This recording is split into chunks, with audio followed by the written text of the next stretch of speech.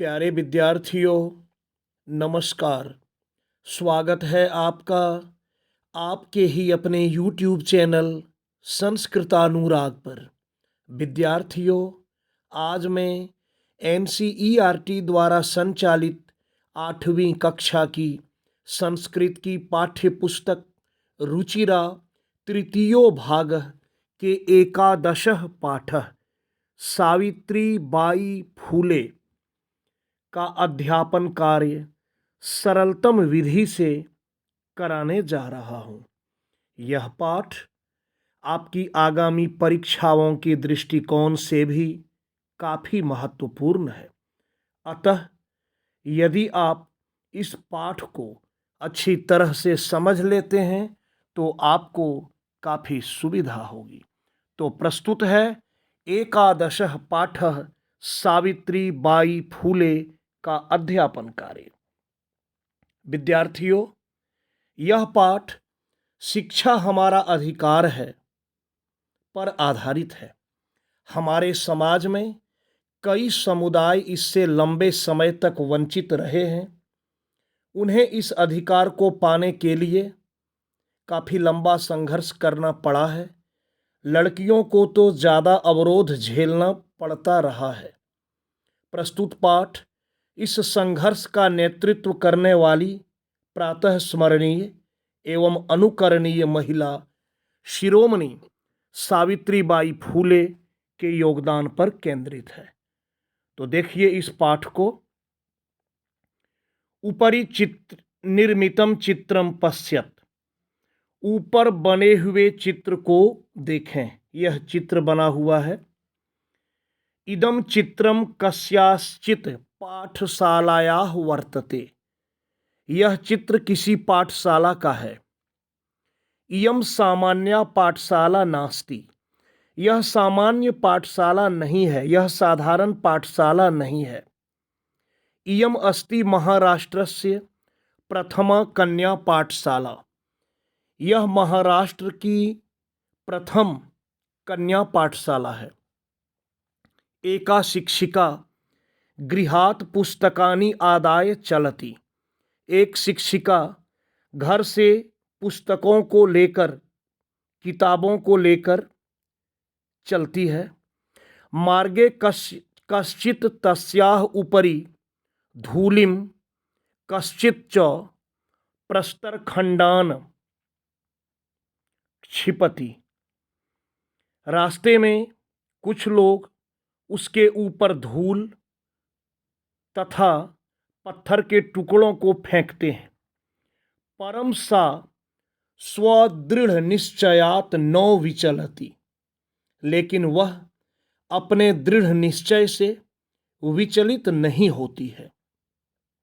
स्वविद्यालये कन्याभिः सविनोदम आलपन्ति सा अध्यापने संलग्ना भवति, अपने विद्यालय में कन्या भी अर्थात लड़कियों के साथ विनोद करती हुई, आनंद मनाती हुई अध्यापन में संलग्न होती है। वह अपने विद्यालय में लड़कियों का मनोरंजन करती हुई, मनोविनोद करती हुई अध्यापन कार्य में संलग्न होती है। तस्याः स्वकीयम अध्ययनम अपि सहसैव प्रचलति, उनका या उसका अपना भी अध्ययन, अपनी भी पढ़ाई साथ में ही चल रही थी। केयम महिला, कौन है यह महिला? अपि यूयम इमाम महिलाम जानीथ, क्या तुम लोग इस महिला को जानते हो? इयमेव महाराष्ट्रस्य प्रथमा महिला शिक्षिका सावित्रीबाई फूले नामधेया, यही महाराष्ट्र की प्रथम महिला शिक्षिका सावित्रीबाई फूले नाम की है। मतलब इसी महिला का नाम सावित्रीबाई फूले है, जो महाराष्ट्र की प्रथम महिला शिक्षिका थी। जनवरी मासस्य तृतीये दिवसे 1831 ख्रीष्टाब्दे महाराष्ट्रस्य नायगांव नाम्नि स्थाने सावित्री अजायत। जनवरी महीने के तीसरे दिन अर्थात 3 जनवरी 1831 ईस्वी में महाराष्ट्र के नायगांव नामक स्थान में सावित्री का जन्म हुआ। तस्याः माता लक्ष्मीबाई पिता च खंडोजी इति अभिहितो। उनकी माता का नाम लक्ष्मीबाई और पिता खंडोजी थे। नववर्ष देशीया सा ज्योतिबा फूले महोदयेन परिणीता। जब वह 9 वर्ष की थी तो 9 वर्ष की उम्र में ही वह ज्योतिबाई फूले महोदय के साथ ब्याही गई। अर्थात जब सावित्रीबाई फूले का उम्र 9 वर्ष था उसी समय उनका विवाह ज्योतिबा फूले महोदय के साथ हो गया। सोपि तदानीं 13 वर्ष कल्पः एव आसीत। वह भी उस समय 13 वर्ष के ही थे। अर्थात सावित्रीबाई फूले के पति ज्योतिबा फूले जिस समय उनकी शादी हुई उनका उम्र 13 वर्ष था। यतो हि सह स्त्री शिक्षायाः प्रबलः समर्थकः आसीत्। वे स्त्री शिक्षा का प्रबल समर्थक थे। अतः सावित्र्याः मनसि स्थिता अध्ययनाभिलाषा उत्साहं प्राप्तवती। इसलिए सावित्री के मन में स्थित अध्ययन के प्रति अभिलाषा, पढ़ाई के प्रति इच्छा और जो उनकी इच्छा थी अध्ययन के प्रति, यह उत्साह को प्राप्त किया। इतः परम साग्रहम् आंग्ल भाषायाः अपि अध्ययनं कृतवती। इन्हीं से बाद में वह आग्रह के साथ आंग्ल भाषा अर्थात अंग्रेजी का अध्ययन की। 1848 तमे ख्रीष्टाब्दे पुणे नगरे सावित्री ज्योतिबा महोदयेन सह कन्यानां कृते प्रदेशस्य प्रथमं विद्यालयम् आरभत। 1848 ईस्वी में पुणे नगर में सावित्री ज्योतिबा महोदय के साथ कन्याओं के लिए, लड़कियों के लिए इस प्रदेश का प्रथम विद्यालय आरंभ की। लड़कियों के लिए पहला विद्यालय। तदानीं सा केवलम 17 वर्षीया आसीत। उस समय वह केवल 17 वर्ष की थी। 1851 तमे ख्रीष्टाब्दे 1851 ईस्वी में अस्पृश्यत्वात् तिरस्कृतस्य समुदायस्य बालिकानां कृते पृथक्तया अपरः विद्यालयः प्रारब्धः। 1851 ईस्वी में छुआछूत से तिरस्कृत समुदाय की लड़कियों के लिए अलग विद्यालय उन्होंने प्रारंभ किया। सामाजिक कुरीतीनां सावित्री मुखरम विरोधम अकरोत्। समाज में जो कुरीतियां फैली हुई थी उसका सावित्रीबाई ने मुखर विरोध किया। विधवानां शिरोमुंडनस्य निराकरणाय सा साक्षात् नापितेः मिलिता। विधवाओं के सिर मुंडन, विधवाओं का सिर मुड़ा दिया जाता था, मुंडन करा दिया जाता था। तो विधवाओं के सिर मुंडन का निराकरण करने के लिए वह साक्षात नापितेः मिलिता, नापित से मिली। फलतः केचन नापिता अस्याम रूढ़ोः सहभागिताम अत्यजन। नापित कहते हैं बार्बर को, नाई को, कि विधवाओं का जो सिरोमुंडन कराया जाता था, उसके निराकरण के लिए वह नापितों से मिली, जिसके फलस्वरूप कुछ नापित इस रूढ़ी सहभागिता को त्याग दिए, छोड़ दिए। एकदा सावित्र्याः मार्गे दृष्टम यत कूपम निकषा, एकदा अर्थात एक दिन सावित्री के रास्ते में देखा गया कि कुआं के नजदीक, कूप कहते हैं कुआं को, निकषा अर्थात निकट या पास, कुआं के नजदीक शीर्ण वस्त्रावृता, फटे कपड़ों से आवृत, ढके हुए, जीर्ण शीर्ण, फटे हुए कपड़ों से आवृत, ढके हुए, तथा कथिता निम्न जातीया काश्चित नार्यः जलम पातुम याचन्ते स्म। अर्थात